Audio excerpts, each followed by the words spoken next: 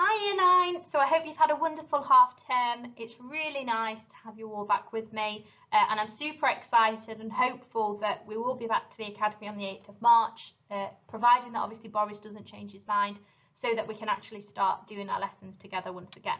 However, we will make the best of what we've got and we will keep going with our Inspector Calls work at home. So what does the inspector do in his final speech then? So at the end of last term, we were having a look at Act 3, and the final bit you'd read before you went off for half term was the inspector in his final speech. What do you think the moral lesson that the inspector is trying to teach the Berlins is?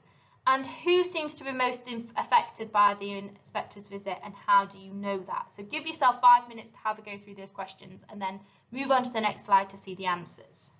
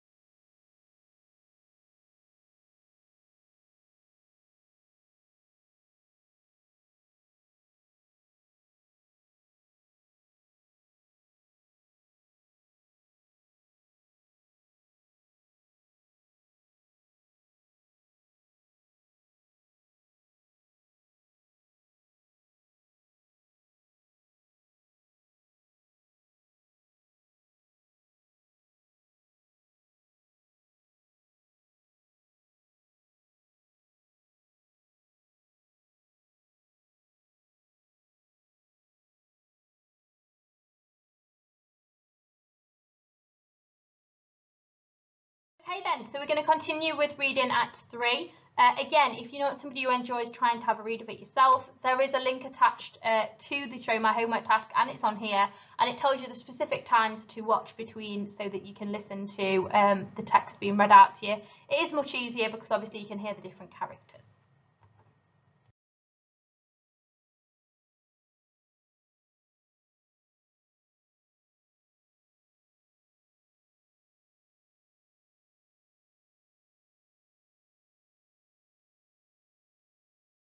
Okay then, so huge plot twist introduced in this part of the play.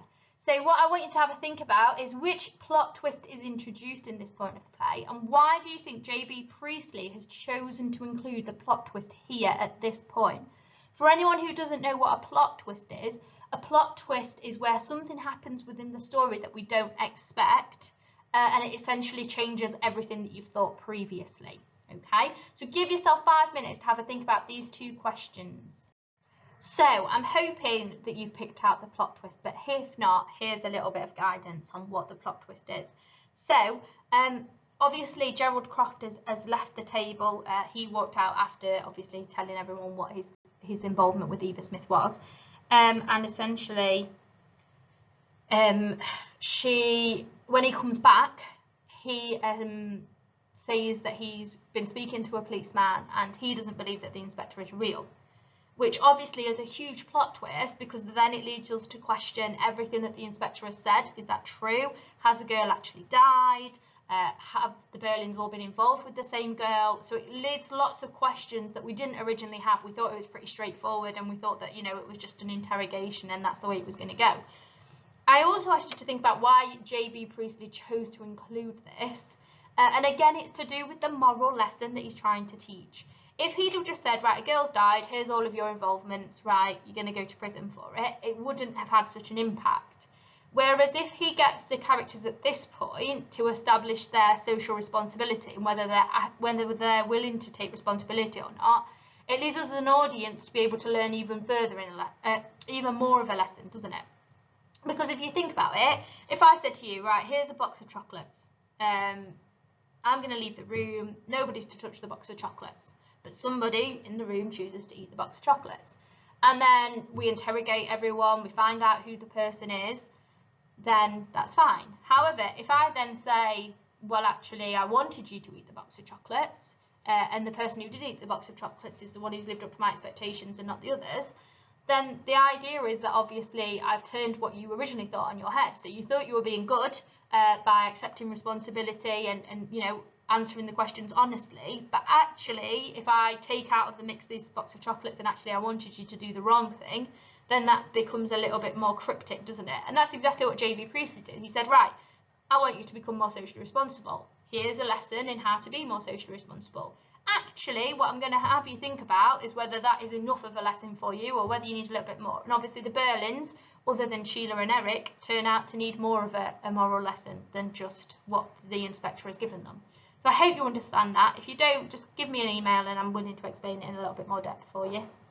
So with that in mind, what I'd like you to do at the end of this lesson is a little bit of a summary activity, okay? So you're going to create a table like the one that's on the slide with the 4 characters in. So Mrs. Berlin, Mr. Berlin, Eric and Sheila.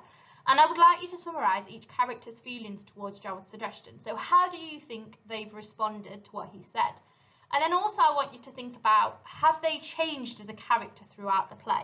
So from that first character that we met in the character descriptions, are they still the same person or are they different? And I'd like you to write down your thoughts on that into the table as well.